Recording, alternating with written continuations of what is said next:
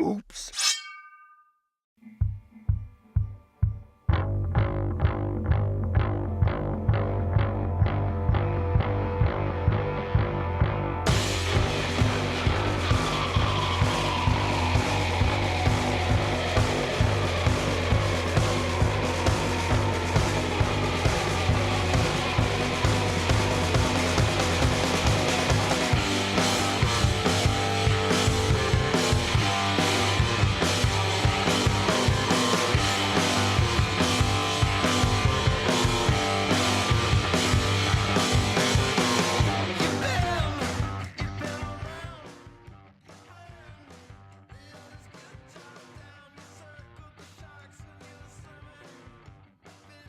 Welcome to the Lift Heavy Run Long podcast, episode number 81 with Dale Sanders. You can find us at www.liftheavyrunlong.com, on Twitter and Instagram at liftrunlong. Also, feel free to email me directly at the address wilson@liftheavyrunlong.com. Please subscribe to our YouTube channel and leave us a 5-star review on iTunes. If you are not a member of our private Facebook group, you should be because we want you to be there. Search for Lift Heavy Run Long Community and request to join right now. We have started a LHRL Premium Members area on our website for $3.99 a month or $39.99 a year. You'll have access to all of the content, a new LHR exclusive podcast with remote guests, free workouts on the LHRL app, and access to the ever-growing library of movement videos. You will also have access to the Reverend Vaughn Rawls vlog that he's keeping up with on a regular basis. I love LHRL and I love being able to connect with folks and put out content, but maintaining a website, managing a blog, hosting an app, and producing a podcast can become a very expensive hobby, and it has. So we appreciate your support, and we'll keep on putting out quality content. I also want to let you know that I do my best to censor the LHRL podcast that is available to the public, as I have children and I like to listen to podcasts with them in the car, so I want to respect you and your family as well. Some things do slip past me, and the subjects might not all be kid-friendly, but I do my best to keep it within the lines of decency.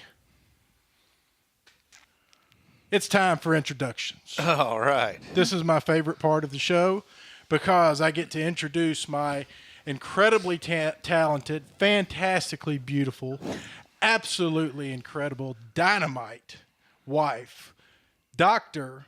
Amanda Kimsey Horrell, also known as Jacked and Tan. Hello. How are you, Doc? I'm doing well. How are you? I'm good. It's good to see you. Thank you. It's good to be here. I enjoyed dinner tonight. I did too. What was for dinner? Hibachi. Ooh. You know, the people with the... Oh, yeah. Yeah. That's high anxiety for me. Is it really? Yeah. Why? Because it takes a long time. There's a lot of fire.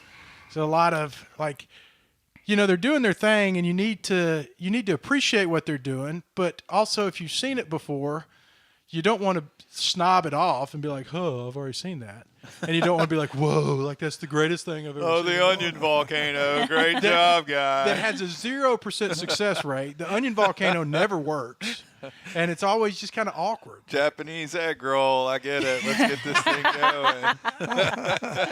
He did that. And so next to my beautiful wife is our friend Dale Sanders, the graybeard adventurer. That's all right. Yeah. How are you, Dale? I'm just fine, thank you. Thank you for taking the time to come out here. Yeah, good. I'm not sore anymore from the hike. I finally got back to normal. Well, took about 2 months. I can imagine it took about 2 months. Yeah. Wow. It takes me 2 months to get over a half marathon. I can imagine what it took you to get over hiking. How many miles did you hike? 2,190. All right. We got a lot to talk about. Next to Dale, we have the Reverend, Mr. Vaughn Rawls. Yeah, I'm here. How are you, Rev? I'm doing good, man. It's good to see you. It's good to see y'all. You enjoying the snow days? No, not really. You had to work in them? No, I didn't have to work, but it's just like we're coming off of holiday weekend, 2 holiday weekends where you got 2 days off for Christmas, then the next weekend was New Year's Eve, New Year's, and you had another couple of days. Then the next weekend it snows, and you're back home. Now you're off of work, and your routine is screwed up. So how I work holiday weekends is I just do whatever I want.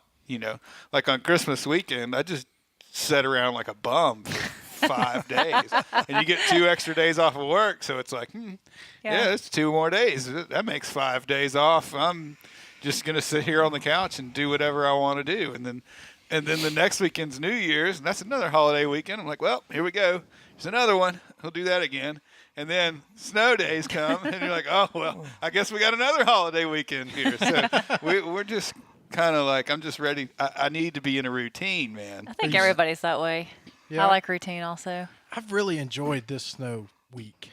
I've enjoyed it too. I've enjoyed it too much. I guess that's what I'm trying to say is like, it's okay. We got to be able to get in the car and drive to the gym and go to work on a regular schedule and do normal things again, because there's just been too much vacation time.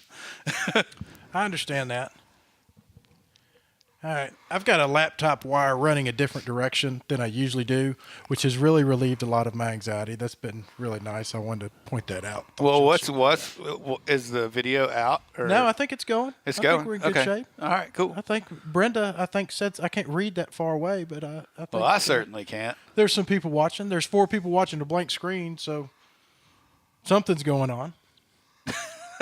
All right, we don't have any reviews, and that's terrible. Oh, and that makes me sad. It makes me angry. That's very sad because I need reviews. So somebody, please, for God's sakes, why leave me why a are review. y'all not leaving a review? Why would you do that to me when you know how much that means?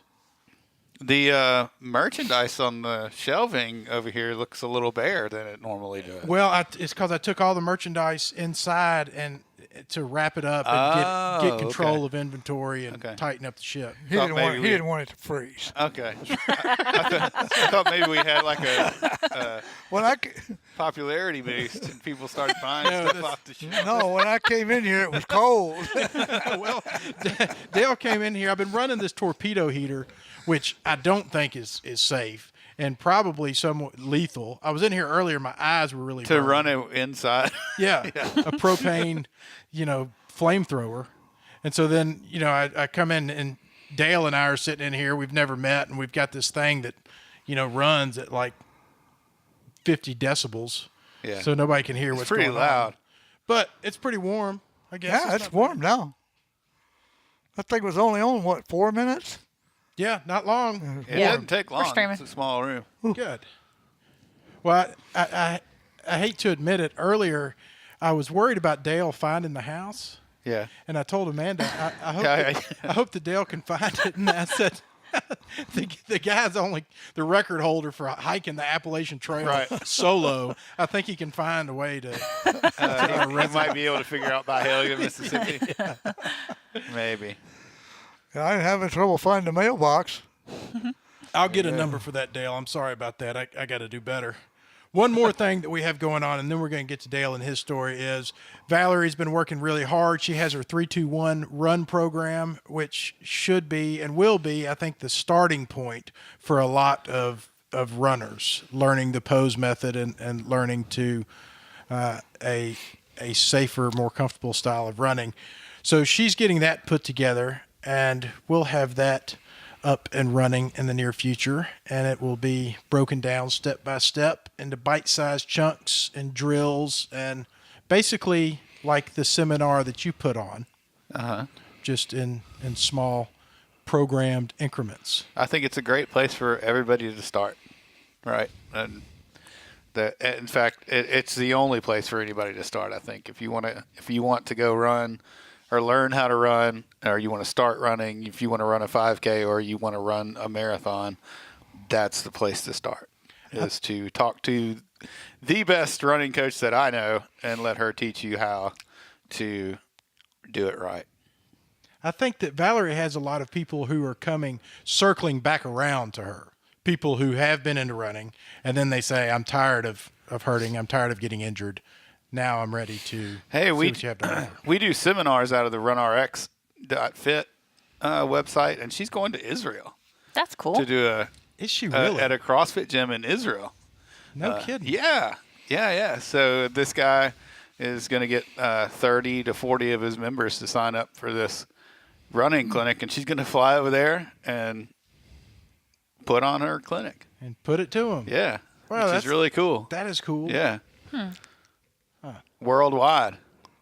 Well, speaking of worldwide, we have Dale Sanders sitting in between Dr. Horrell and the Reverend.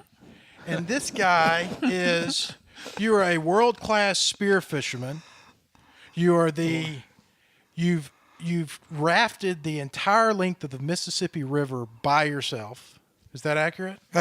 Canoed, yeah. And you are the oldest person to ever finish the entire length of the Appalachian Trail unsupported. Well, and actually, Solo.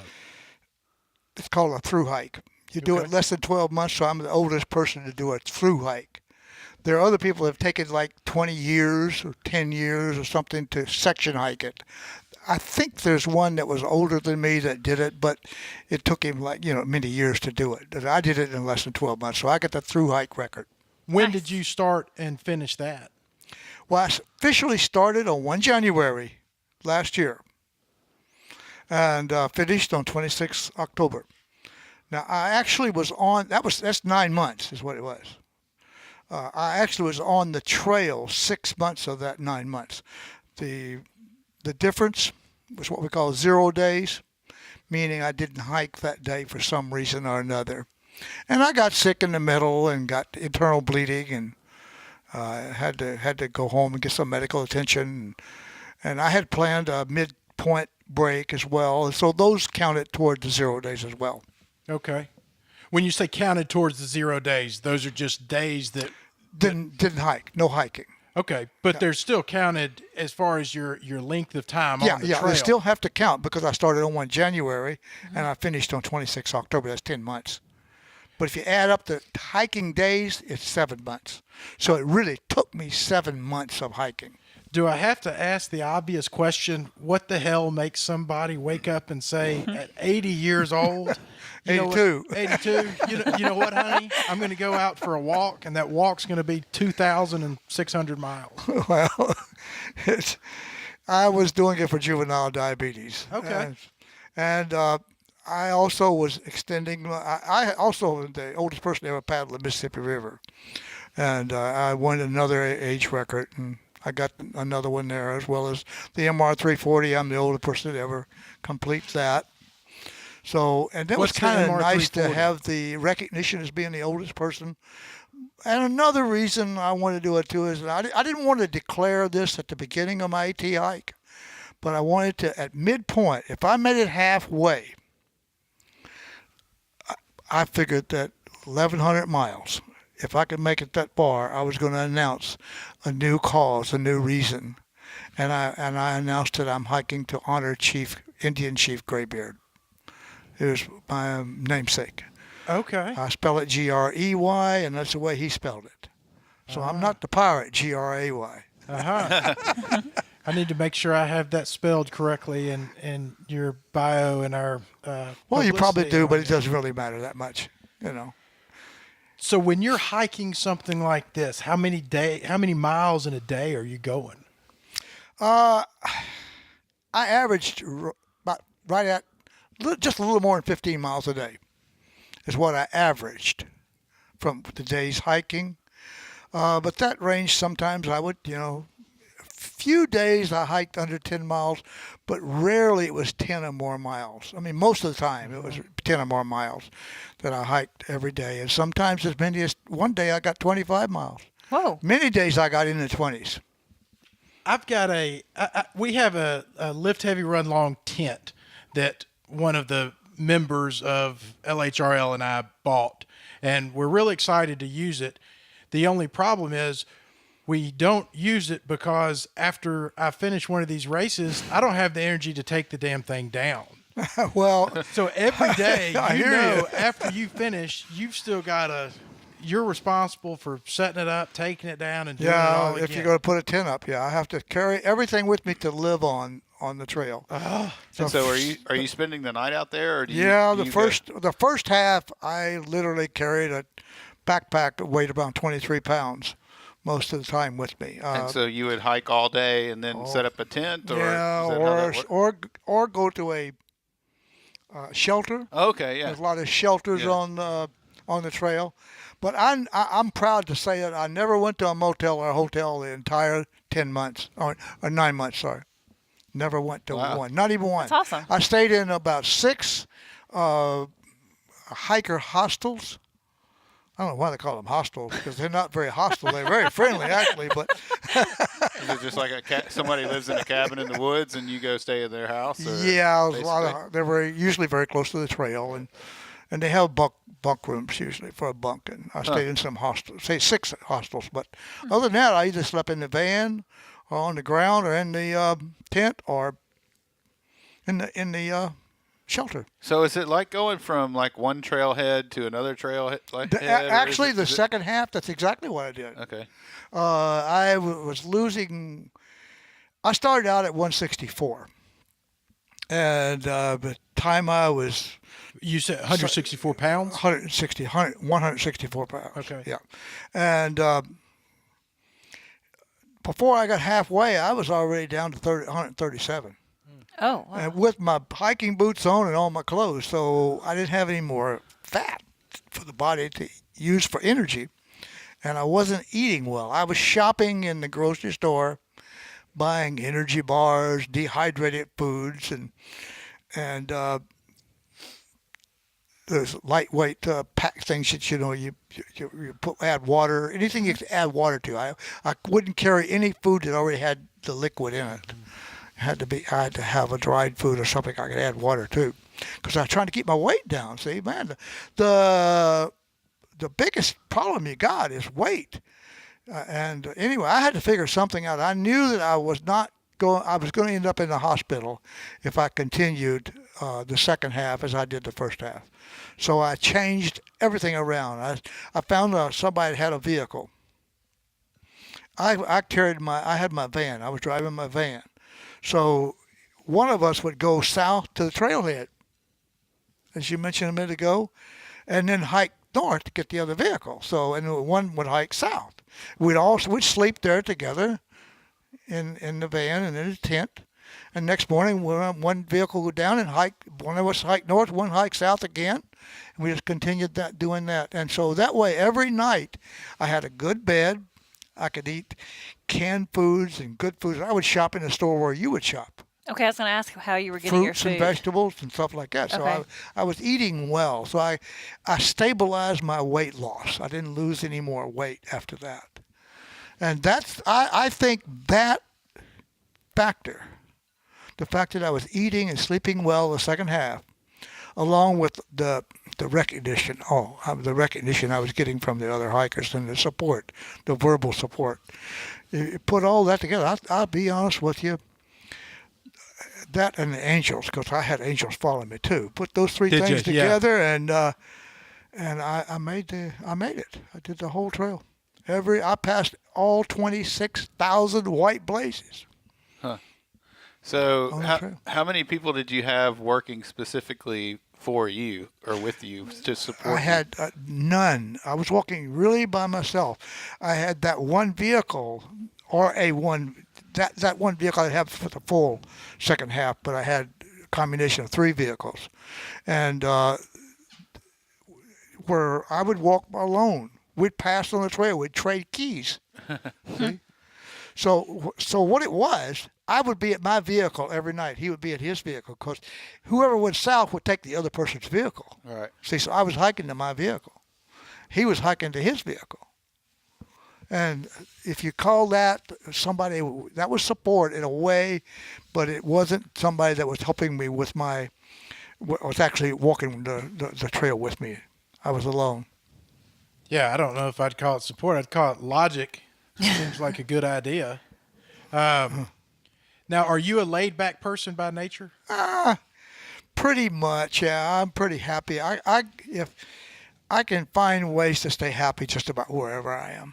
How much anxiety do you carry with you when you're on the trail, not knowing necessarily what's ahead of you? And you said you ran into problems with Nah, internal bleeding. surprisingly enough, I was so deeply involved in the process of getting efficiency out of my hike that that never bothered me.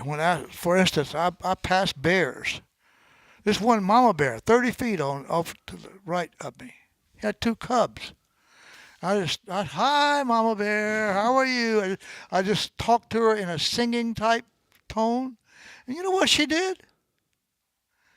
She looked up at me. She was digging for grub. She looked up at me like that, and then she just went back to digging for grub. Really? I was so fortunate that the bears.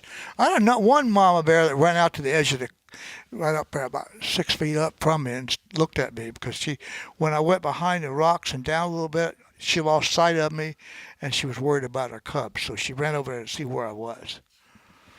Wow. But that's a constant threat. Constant threat. Yeah, there's no question. There's bears. The Appalachian Trail is not just like a walk in the park. It's following the Continental Divide in 14 states. And it's on top of the mountains. It's up there where the wildlife live. And there's bears the whole full length of the AT. I guess that's my question is, when you're out there doing that, is it a spiritual experience from the aspect of you feel free and you feel one with nature, or is there a side of you that's just scared to death the whole time? I was never scared. And because I just felt that the only thing out there that was going to hurt me was myself. And I felt I had control of that. So I was never afraid. I wasn't really worried about the bears or coyotes, and there was nothing else out there that would hurt me other than humans. And when I will admit, when I would pitch a tent at night, I would be very careful where I pitched it, make sure that I knew the other people. I'd talk to the other people in tents near there, or I was back so far they couldn't see me. And I was very careful when I pitched a tent for night. That's I don't know if the term would be profound, but to say that you were out there and the only thing that you were really concerned about was other humans. Well, I was more worried about accidents and sickness than anything else, because every step I would take, I was thinking, if I twist an ankle, practically every step, if I twist an ankle or break an ankle, I'm done. And sometimes I would be alone out in the middle of nowhere and 10 miles from the nearest road, and it's going to be cold that night. So if I had to carry some survival, even when I was doing the trade key program with the 2 vehicles, I still had to carry some survival gear with me. Because if I had an accident, I couldn't walk off the trail, I would want to die of hypothermia during the night. Because it's on top of the mountains, it's colder up there than it is down below. Well, there's a fine line between being an adventurer and being an idiot, and I'm assuming that you're a pretty calculated and logical person, and you have everything into account. Well, I don't know whether I was an idiot or not, but I know I must have been crazy because I don't. When I started hiking the Appalachian Trail at Springer Mountain, going to Mount Katahdin in Maine, I never thought I would see Katahdin. I didn't think that it was possible for me. When I started, I was 81. I turned 82 in June. But I didn't think it was possible for an older person, that old, to hike that trail in less than 12 months. And as we said earlier, it's never been done before. And I challenge all of the old people out there, go and break my record. I would love it. So is that the truth? Would nothing make you happier than to see people? I would love to see somebody else. I would support them. I really want to see that record broken. Records are made. Actually, stop and think about it. If somebody breaks it this next year, they have to, give me credit as well for setting the record so they could break it. Yep. No, I'm not. I hope it happens. Well, another perspective thing. Like you said, Maine a second ago, and I was like, it kind of registered in my brain. Like, What state did you start in? I started at Springer Mountain, Georgia. In Georgia, and you walked clear up to Maine. Central Maine, Mount Katahdin, yeah. That's amazing. And sometimes I call Maine Oregon. If I do that, I mean Maine. Dale, don't answer this question. How many steps do you think that he Oh, logged? let's take it. Did you say don't answer that? You don't answer this question. I know that you know. We're the gonna answer. we're gonna take a guess. Is what we're gonna do. I have no. Oh man, how many months? 7 months. Well, it's the miles, which you got to look at. 1,190. Was Say it- 1,200 miles. greater or less 2,000. than- 2,100. Greater miles. or less than 400,000? Oh, it's greater. Greater. It's greater. Greater or less than 1 million? Hold on. I'm trying to do my math here. How many days is it? How many days won't do you any good? Oh, wait, it will be. 2,100 That's how miles. my brain works. Huh? Oh, it does? Well, Yeah. He did 9 months. He His said, brain doesn't but work, 7 and months he's of it was trying to actually. convince 7 months of hiking. Okay. 7. While they're calculating that, how did you do your water, your fluids through the day? You have to have water with you. But fortunately, the AT is a very trail friendly as far as water is concerned. There's Okay. a lot of water. Okay. So I didn't have to carry a lot of. Okay, because I know you walk through the summer. I'd carry months. probably a quart and a half Okay. or a liter and a half like that. Okay. All All right. right. I got 19 million. 19 No. million. I say 6 million. What's the answer?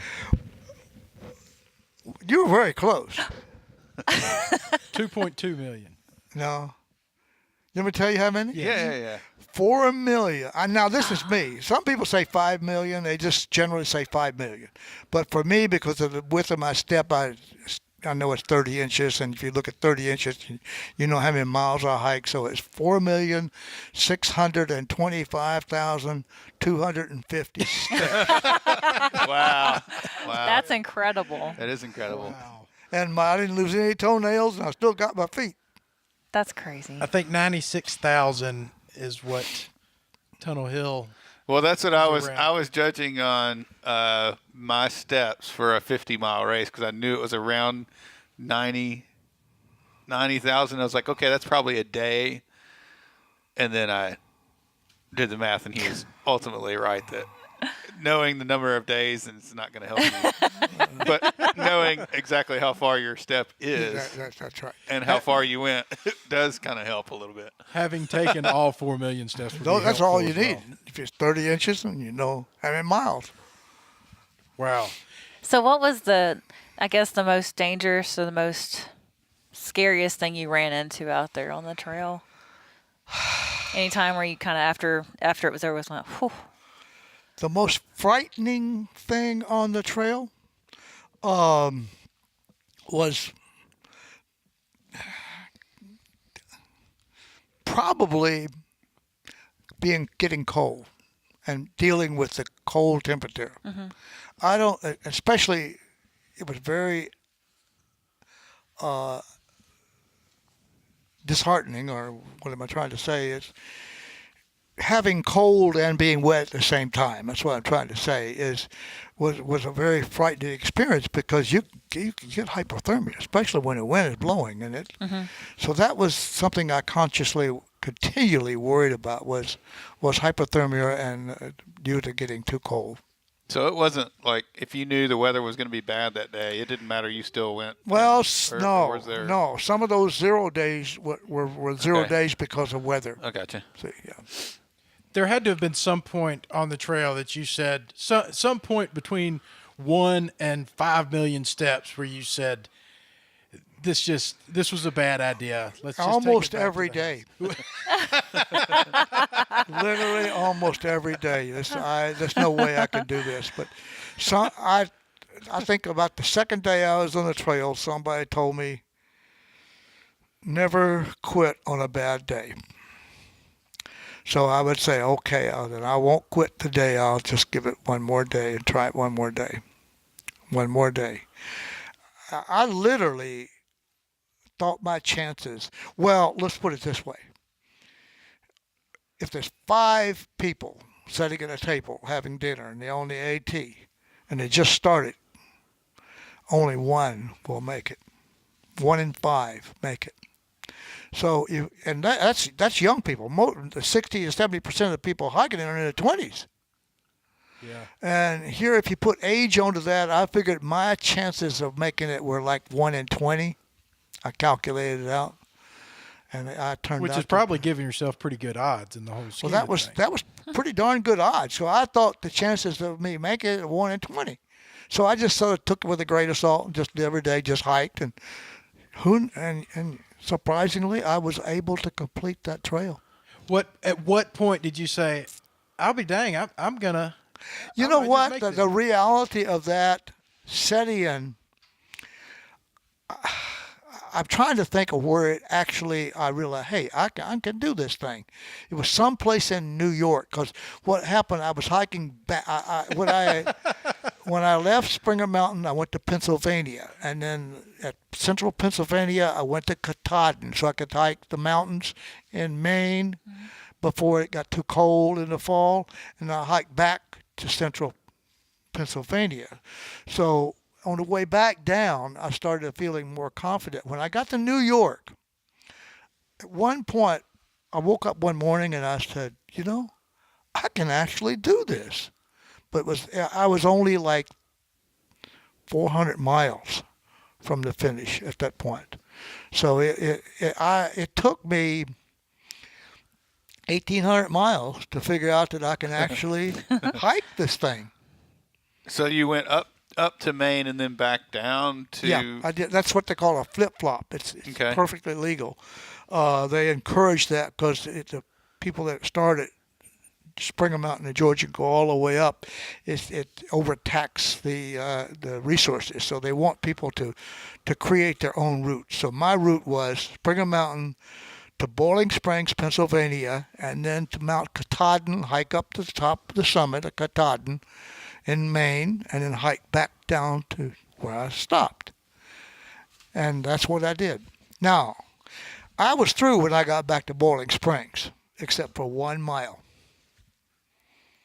I had saved 1 mile, the last mile, at Harper's Ferry, West Virginia, where the trail goes into West Virginia for 2 miles. I had saved that, one of those 2 miles, to hike from the bridge at the Maryland state line up the mountain to the headquarters of the Appalachian Trail Conservancy. And we organized a big party, a big function. I had my family all there. It was really a big deal. One of the videos that somebody posted got 110,000 views. Wow. Of that arrival there. Wow. And you That's had awesome. you put down some pretty good dance moves. Yeah, I did what they call the Rod Wellington victory dance. Now, have you always been hard-headed and? Always, yeah, since I grew up, all as long as I remember. You've got a reputation of finishing what you start. I usually try to finish it if I have control of it anyway. That was my philosophy from the very beginning. If I have control, I will finish the trail. And as it turned out, I had so many angels following me that I guess took care of me, and I didn't get I fell many times. I would fall. But only one was what I call a hard fall. All the rest I call them soft falls. I just fall down, just get up and keep walking. Nothing hurt. But I was coming down Kinsman Mountain in the White Mountains in New Hampshire. And right about, it was about a 20-mile hike between trailheads. And about the halfway point, I was going down the side of that mountain on those rocks, and I fell. My tracking poles went on down, and I went down in the rocks and it hurt my hip really, really bad. Even today, that was 4 months ago, and I still have some pain in the hip right here. So that one fall was rough. No question about it. But that's the only, I didn't sprain an ankle. I had no other injuries, no knee problems. At one point, for about 2 days, I wore a knee brace, but then it was cutting the circulation off down here, so I took it off and never had to put it back on. Do you enjoy your life? I enjoyed it very much, but I wouldn't do it again. No, I mean just as a whole, have you always enjoyed your life? Have you always lived Yes. pretty free? Yeah. I've always been very competitive in nature too, and I haven't so much enjoyed some of that because I don't like to see somebody in front of me. Well, How did you get to canoeing the Mississippi and the Missouri rivers? How did you get into that? Well, I was a canoe instructor since the 50s, so Oh. canoeing to me has just been a part of my life. And when I was 79, like that, my friend Richard Sojourner and I decided we wanted to do something big, and we decided we'd paddle the Mississippi River, and that's how I started that. And I said, well, I'm going to do it for juvenile diabetes, and I carried that same theme, juvenile diabetes, on into the Appalachian Trail. So where do you start the Mississippi River and end that one? Well, it's 2,400 miles long, and you start at a little lake called Lake Itasca in central Minnesota. are you sober when you make these decisions? Huh? Are you sober when you make these decisions? Yeah, I went up there and we paddled all the way to the Gulf of Mexico. Oh, wow. Amazing. How That's long incredible. did that take? It took 80 days, Which one was more scary? and I was 80 years old, by the way. No, I thought you said this was 1979. Oh, I thought you Well, did. but say in 79, I planned it. It was 79 when we decided to do that. The age of 79. And then Oh, the age. I thought you said 1979. Yeah, that's what I thought. That's what I heard too. Yeah. Okay, so you're 79 years old. when I planned to paddle the Mississippi. To paddle down the Mississippi River. Yeah, and then I actually did it. I turned 80 on the river, Which was scarier? which was scary. Which was more scary, paddling down the Mississippi River or hiking the Appalachian Trail? Well, on the Mississippi River, I was scared of that Pepin monster a little bit. Where I turned 80, there's the only natural lake on the Mississippi is called Lake Pepin, up in Minnesota. And the legend is like a Loch Ness monster. There's a monster in Ooh, that lake. cool. And I thought I saw that when I was paddling out there. I thought I saw that monster.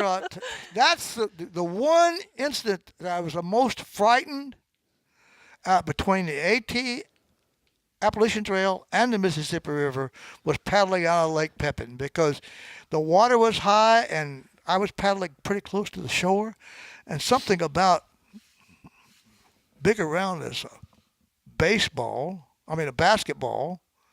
and about 20 feet long, just came right up in front of my boat. And it had a head that sort of bent over, and it just came up, and it just kept going up. And it went on up about 10 feet into the air. And can you imagine? It turned out to be, you know what it was? What? A log was floated down, and when one end of it hit the mud bank, the water pressure shot it up right in front of me, and the head was bent and shaped just like a monster. Wow.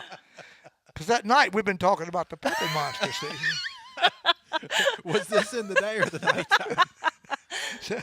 That I really, really was frightened. Seriously, frightened. I didn't die. I thought I had a heart attack. Well, I didn't. Is the entire Mississippi River, if you tip over in it, is Never. I never swamped, not even one time. if you do, are you in pretty big trouble? No. It's pretty safe Yeah. as far as current wise. Well, for me, I've done a lot of whitewater canoeing, though. An awful lot of whitewater back before earlier years. Well, you hear stories about it not flowing undercurrent. properly, and so its natural state, so the undercurrent will suck you under. I was going to say, we hear these stories a lot around here, Undercurrent, being in Memphis, where whirlpools, you don't yeah. get in there. If you get in there, you're going to die because bet- so-and-so went in there and he never came back again. Right. I've Like heard cows many cut off times when if he got you his head paddle the cut off. Mississippi River, you're going to die. But the whirl, I understand water hydraulics, so for me, it was very simple, and I knew that there was not going to be any whirlpools that were going to suck me down, and there were some whirlpools, but they are not strong enough to take the boat down. There may be exceptions once in a while, but I would stay out of it. If I could see a condition, I would get out of it and go around it. See? Now, are you familiar with Big River Man? No. There's a gentleman who swam the entire length of the Mississippi River, and he also swam the entire length of the Amazon. And he's got a thing on YouTube, and you need to watch it. Yeah, because if he did that, especially Amazon, I got a friend that paddled that. And He swam it. you know where my friend had to sleep Where? at night? Where? In the boat. They had the boat. No, they couldn't sleep in the boat, but because it was too hot, too many insects. They would jump in the water and just tie themselves to the boat and just float, sleeping in the water. Really? Wow. Oh my goodness. No Sleeping way. in the water. Yikes. Can you believe that? Yeah, I can believe it. With all the stuff that y'all are doing, you wouldn't be Dale. I can't think of anything you could say that would surprise me at this point. How old was your friend when he did this? 90? No, Mark Couch was his name. He's from Australia. He was probably 40. How much fun has the recognition been for you? Well, that kept me going on the trail. And it's also very rewarding to see things like today when the PBS video came out, and it's posted on Facebook now, on my Facebook page, and seeing things like that and getting all that international marketing and publicity has really been very uplifting. I had a friend from Montana that sent me a text message. He says, "Dale, you are everywhere. I just saw you on Russian television." I wrote him back, and I said, "Well, I don't know whether that's a good thing or a bad thing." Now, are you an extroverted person? You enjoy the Yes. attention? You enjoy meeting Yes. new people? Yes. I bet you got to meet a lot of interesting people. Yeah, on the Appalachian Trail, that's really important, because I met so many new people, thousands. I had my little graybeard decals, water bottle decals, and I passed out about 3,000 of those on the trail. Wow. Very cool. So you would just come across somebody and just hand them one? Yeah, I'd have to talk to them a little bit, though. I couldn't just hand it. Oh, well, yeah, I know. Tell them what my mission was, and Yeah. things like that. Yeah. Wow. Did you get any sponsors out of it, like Patagonia or Columbia? Yeah, I got or- quite a few sponsors, matter of fact. Okay. I had Spot Tracker. I wouldn't go anywhere out in the wilderness like on the Appalachian Trail without some kind of tracking device. Mm-hmm. And the tracking device that I had, one of my sponsors, was Spot Tracker. Okay. And they're good within 4 feet of accurate. So every 10 minutes it would send a ping to the satellites. And so was that so people could follow you, or is Yeah, that so how you... They could follow me. And you would also know where you were and that kind of thing? Yeah, or? Okay. but I knew where I was because I had another program called Gut Hook.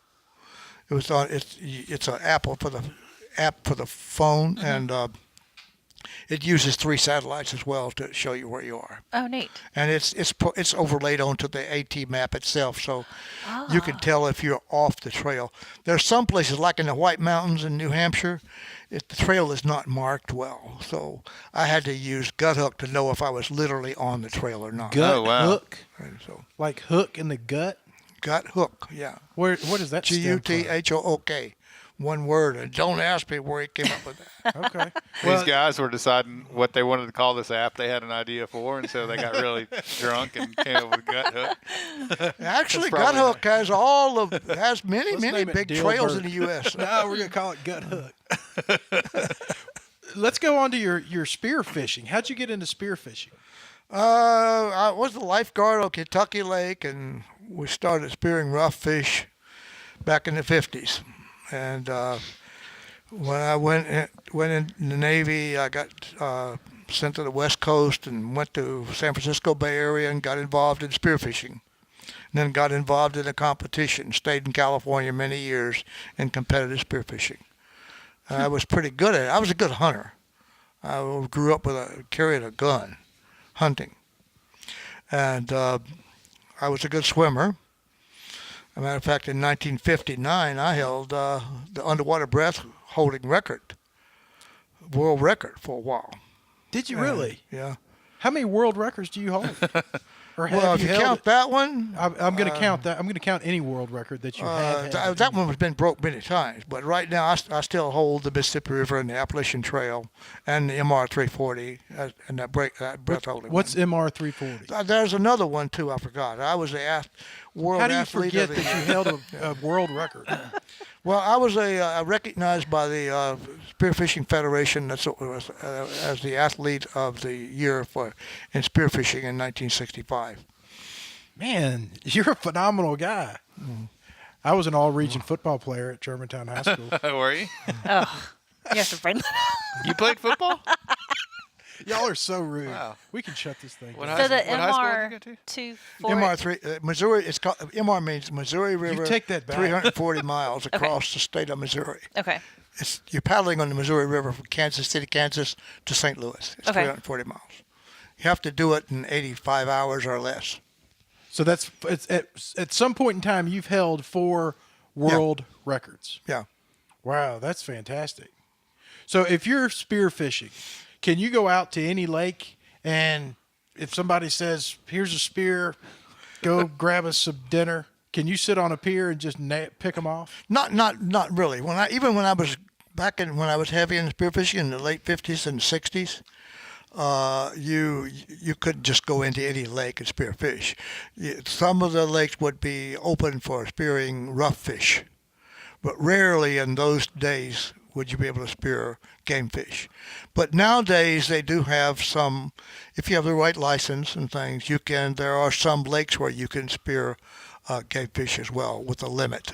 I wasn't even so concerned about the legalities of it as much as I was curious. I mean, is that something that you get a skill that you hone to a degree that you could sit on any pier and just pick off fish? Well, you have to get in the water. You got to get down in the water with a mask on and your gun down there. Yes, you can. Oh, okay, yeah. All right, it's underwater. It's underwater. Yeah. And it's not chunking spears. It's a gun that you use. No, not that kind of. But swimming underwater and you.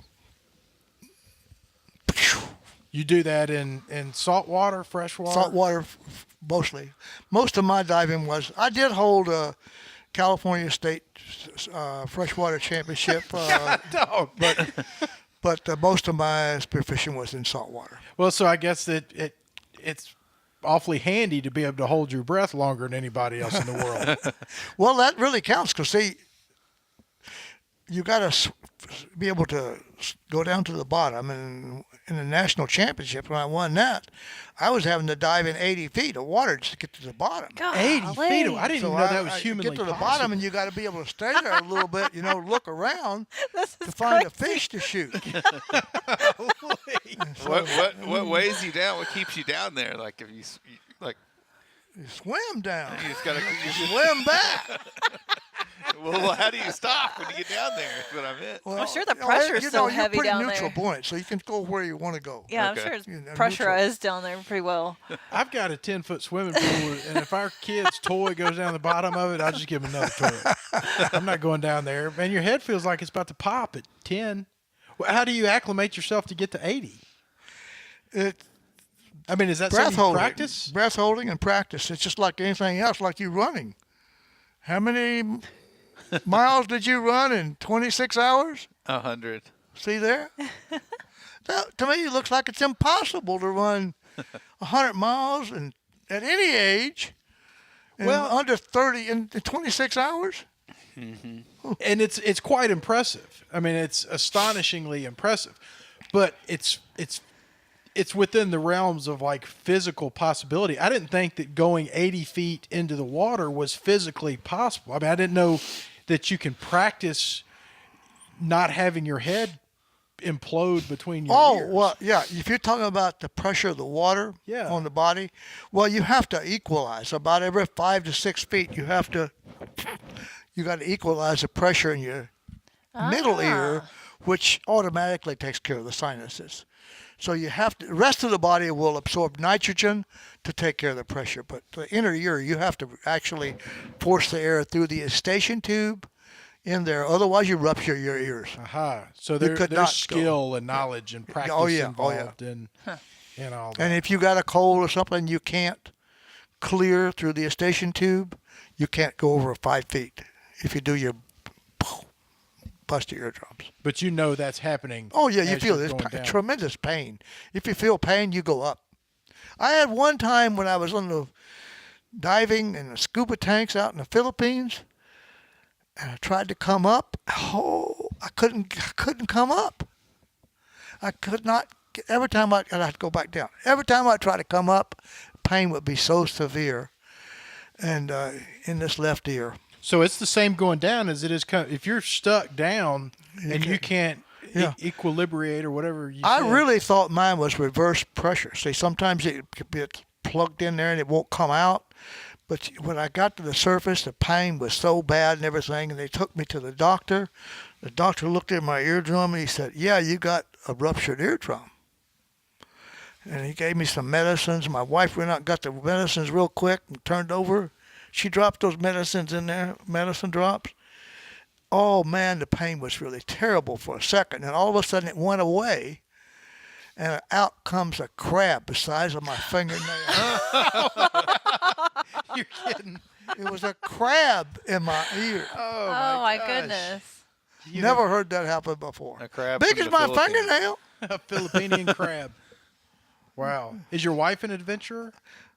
She screamed when she saw that crab crawl. I can I imagine. don't know how the doctor could look in my ear and not tell it was a crab in it. It was a hermit crab. He didn't want to come out. You were his new shell. Now, is your wife adventurous? No, she hiked around the world with me in '82. That's adventurous. We're going to give her, well, we're the, going tr- to go ahead and call her adventurous. But even the if she trouble took a little is- hike around the world. the trouble is that burned her out, and she won't do anything else. I can understand. That was her last one. How long have y'all been married? Be 40 years coming up in April. Wow. Congratulations. Yes. April the 1st. congratulations. Does she Believe try to anybody would get married on April Fool's Day? Does she try to talk you out of these things? She never tried to talk me out of April the 1st. She's from Philippines. I don't think she knew what April 1st was when I said I want to get married on a day that I won't forget. I won't forget our anniversary. If you get married on April the 1st, I never forgot it. Oh, that's funny. So was she super supportive of all your? Yeah, she's very large supportive. If it things wasn't that you for do? her, I would not have been able to make the Appalachian Trail. Now, I can tell you a story, and I probably will cry to tell it. Please do. But in Maine, it's starting back down in Maine. I already hiked about 1,600 miles, and the van broke down again for the third time, and I had to have it towed to the garage. And it was just so many. It was so cold and wet, and the van broken. And I had some big mountains coming up ahead of me, so I called home and I said, "Miriam, do you want me to come home?" I was already packing, to be honest with you, before I called her to go home. And she said, "No, you have to finish that thing. You finish it and then you come home." If she'd have said yes, come home, I would have never hiked the Appalachian Trail. Wow. Yeah. And that was the turning point moment. I knew then that I have to do it if I can possibly physically make it. It's a very emotional experience hiking the AT. It's so unbelievably complicated, and logistics wise, getting food, finding a place to sleep, keeping dry. It's just the logistics of it it's very emotional. Extremely difficult on any age. It's been said that the Appalachian Trail is the hardest long trail in the world. And I believe it. Because it goes up the mountains. And the weirdest thing, when they designed that, If it's a big rock pile here and you got to go here and you're here, guess where the trail's going to go? It's going to go over the rock pile to get to here. Every case, they took the hardest route. And I think they did that. I know they did it intentional. When you're doing something like that, how conscientious do you have to be about your nutrition and the quality of food that you eat? Well, you have to have good nutrition, because if, like what happened to me, with no fat, and I wasn't eating enough calories, and I was still walking because I was in good physical condition. Where was the body getting the calories? It was eating its own muscle. That's what happened to me. Started eating the muscle, and I couldn't let that keep. I had to stop that. What do you do to train? How do you train for doing something as intense as that? My friend who trained with me here in Memphis, Jason, his second or third day on the trail, he made a Facebook post, which is I've never seen any other more true statement. He said, "There is no way to train for this thing. You just got to get out here and do it." So training, I trained for almost a year. What kind of training? Hiking with a heavy backpack 3 or 4 times a week, 10, 15 miles like that. Mm-hmm. But there's Shelby, the only place I could find hills around here was very near my house in Lakeland. There's some hills in one park. But the best hills for training is Shelby Forest. Mm-hmm. And I would go to Shelby Forest and do those hills out there in the park with a backpack. But those hills are nothing like the AT. Sometimes you realize, from the valley to the summit of a mountain would be 8 miles up. Mm. When you say those hills are nothing out at Shelby Forest, like the Red Loop and the real significant climbs out there on the Appalachian Trail, are they that and just longer, or are they even harder to manipulate, to crawl up and down? Well, the hills of Shelby Forest, they are dirt. Mm-hmm. Most of it is dirt when you're going up. And they're very short, like 100 feet or so. You're at the summit. It's in the miles. Every mountain is in the miles to get to the top of it. And they're not just dirt. If they were dirt, that'd be a lot easier to hike on. But the trouble going up those mountains near the Continental Divide is just lots of rocks. And you're constantly walking through loose rocks and broken rocks and sharp rocks, and sometimes you're actually rock climbing to get up. So it's a lot more difficult. It's not even something to Shelby Forest. You can't even compare it. It's not a hill. It's a mountain. A mountain. A big mountain. Yeah. Right. Mount Washington in New Hampshire, in the Whites, was a challenge too. Well, so tell me what you got next, and then I'll let you go.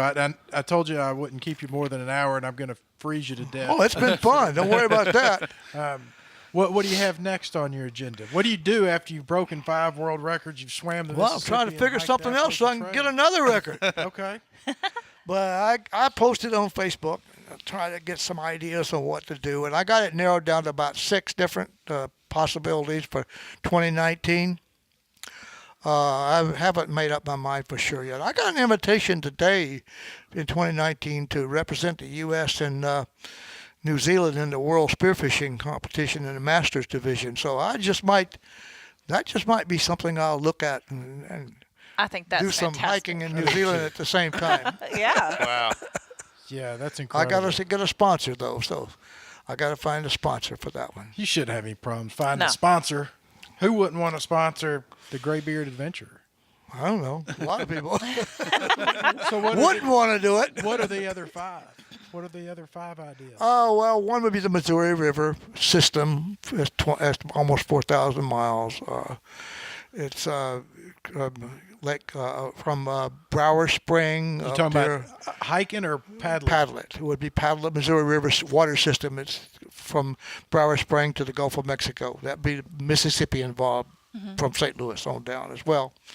And I'm looking at a couple of different hiking options. Like they're building a new trail. It's called Trans-Ozark Trail from St. Louis to Texas.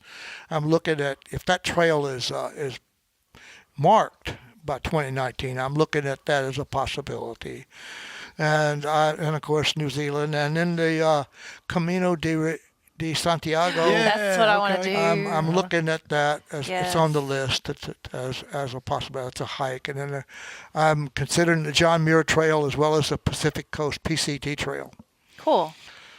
So, and bicycling wise, I'm looking at the possibility of a long road trip, like Angle, a place called Angle, Minnesota, the most furthest northern point of the continental United States, to the most further south point of the continental United States. That's Key West. This is So on a from road Angle bike? to Key West to bicycle that. On a road bike?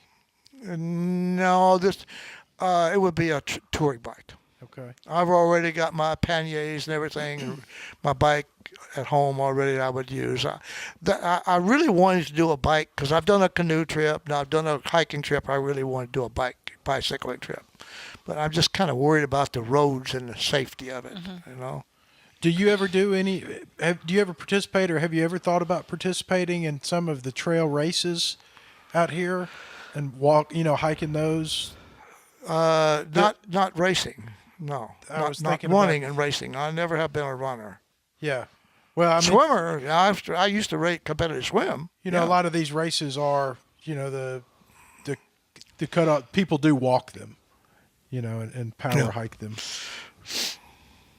They're just not long enough. Yeah, well, I mean, I get you probably wouldn't get a 100 whole miles. lot. You probably wouldn't get a whole lot of satisfaction out of hiking a 25K when you've done At 1,600 Stanky miles. Creek. When you've been up in the mountains. Yeah, in that was pretty Maine. stupid. Never mind. I was going to make a suggestion, but I take that back. These two people do a really good job of pointing out my bad suggestion. Yeah. All right, well, we're gonna wrap this up if y'all don't have any more questions for Dale. Man, I really appreciate you coming out and talking to us. And Yeah, this has been great. Thank and you. Did you say you had a Facebook page that we could Yes, follow? Dale Sanders. Okay. Okay. And you just type in Dale Sanders, and there's a lot of Dale Sanders, but just get the one that got the Graybeard Adventure decal there. This is the Okay. one I passed out on the trail right there. So All right. just look for that, Okay. and that's me. Okay. You are Thank you. fascinating individual. Definitely. Yes. Oh, and PBS has released. Yeah, a video. Your It's video. It's on my other Facebook. I have a Graybeard, Grey Beard Adventure Facebook page as well, and Okay. that video is on right now. Can be seen on my wall. What about Graybeard T-shirts? How do I buy one of those? You got to have a T-shirt, right? Right now they're all out. Oh, I mean, I'm having I'm not even have a Graybeard. I got an Appalachian Trail shirt. I would probably not take that shirt off. I do have this decal Graybeard. Hey, yeah. yeah. I like that. No, they're sold out right now. I'm probably going to make some hats. It's got the Graybeard decal here, and I'll have those up for sale in a few months, hopefully. Let me know when you get them. I want to buy one. Great. All right. Well, thank you, Dale. This has been great, and keep in touch with us. And Yes. I look forward to your next adventure. Yeah. Well, thank you. Yeah. Thank you. LHRL number 81 is in the books. All right.